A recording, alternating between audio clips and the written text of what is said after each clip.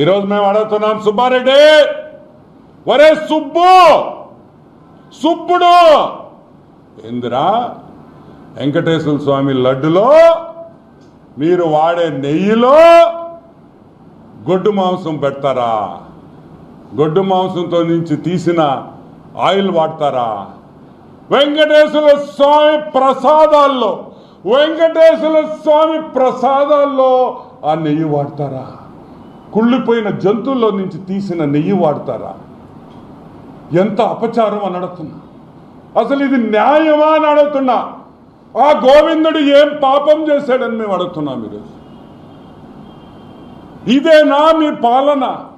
సరే, మమ్మల్ని ఇబ్బంది పెట్టావు, మమ్మల్ని కొట్టావు, మా లూడి.